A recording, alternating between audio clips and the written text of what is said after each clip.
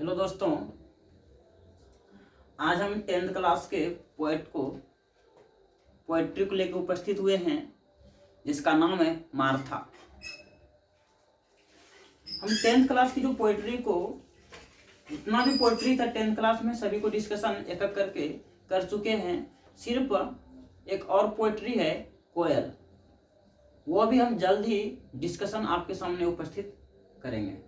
तब इसके बाद हम लोग इसकी के ऊपर सभी पोएट्री पर ऑब्जेक्टिव को लेकर उपस्थित करेंगे और इसके बाद हम लोग पार्ट वन करके जो आपका सप्लीमेंट्री जो इंग्लिश है, सेकेंड इंग्लिश की कहानी जैसे पूस की रात है प्रेमचंद्र की, उसी के ऊपर फिर हम लोग डिस्कशन करेंगे।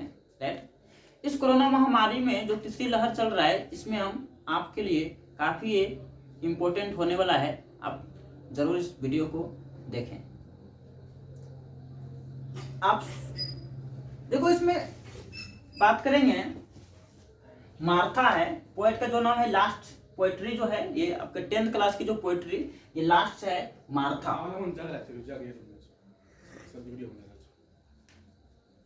देखो मार्था क्या है, इसका जो लेखक है वाल्टर डी ला मेयर है। कौन है? Walter de la Mare. इसका लेखक की बात करें वाल्टर डी ला मेयर, किसका? मार्था का जो कवि है वाल्टर डी ला मेयर। देखो हम लोग वाल्टर डी ला मेयर के बारे में 12th क्लास में भी पढ़ेंगे, तो यहाँ भी हम लोग इसका कविता है मार्था। इसका जन्म की बात करें 1873 में इसकी जन्म होता है। किसकी? वाल्टर डी ला मेयर की जन्म 1873 में होता है और इसकी मृत्यु 1956 में होता है। किसका? वाल्टर डी ला मेयर की। तो ये कवि की जो इंफॉर्मेशन है ये आपके एग्जाम के लिए इंपॉर्टेंट है, ऑब्जेक्टिव के लिए। वो पूछेगा कि मार्था का जो लेखक है कवि कौन है? Walter de la Mare. इनका जन्म कहाँ हुआ, कब हुआ था? 1873 में। इसकी मृत्यु कब हुआ था? 1956 में। तो हम इसके सारांश को समझने की प्रयास करेंगे। मार्था, देखो मार्था क्या है? एक लड़की की नाम है, कथावाचिका है।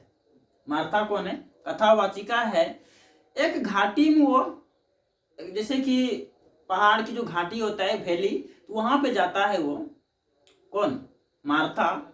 ये कथावाचिका है मार्था। ये जब ये मार्था जो है कहानी कहने लगती है ना, तब पूछो नहीं कितना पहर बीत जाता है, लेकिन इसका कहानी खत्म नहीं होता है। किसका? मार्था का। एक बार की बात है, कभी कहना चाहता है कि वाल्टर डी ला मेयर कि एक बार की बात है, ये बच्चे को लेके गया कहाँ पे? घाटी के किनारे, एकदम पूरे सुनसान जगह, और वहां पे ये पैर को मोड़ कर बैठ जाती थी और ये इसकी जो बालें थी भूरी थी और भूरी आंखें वाली, बहुत ही सुंदर थी ये। कौन? मार्था, बहुत ही सुंदर। जब ये कहानी कहने लगता था ना, कौन? मार्था, तब बच्चे जो है उस कहानी में मग्न हो जाता था, तो पता ही नहीं चलता था कि सूर्यास्त कब होने जा रहा है, सूर्यास्त कब हो गया। I hope you understand in this poetry. Martha जो था उसको ये पता ही नहीं चल पाता था कि हम क्या कहना चाह रहे हैं, किस कहानी के मुद्दे। वो ऐसे ऐसे चित्र को उसके बच्चे के सामने प्रकाशित करता था कि बच्चे भी उस कहानी में पूरे मग्न होके हो जाता था और वो स्वप्न में चल जाता था, जैसे कि वो असल में वो स्वप्नों को देख रहा है। कहानी में एकदम इतना मग्न हो जाता, इतना घुस जाता था कि वो लग रहा था कि सच में उसके सामने क्या हो रहा है, सभी कुछ डिस्प्ले हो रहा है सबके सामने। जितना भी चीज वो कहानी में बता रहा था मार्था, उसके सामने क्या हो रहा था? डिस्प्ले हो रहा था। Right,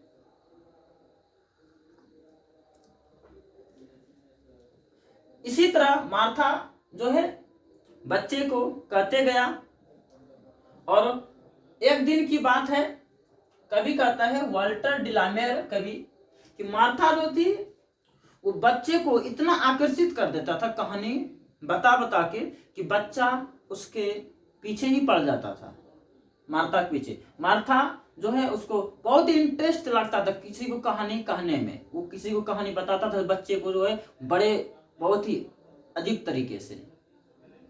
are you understand?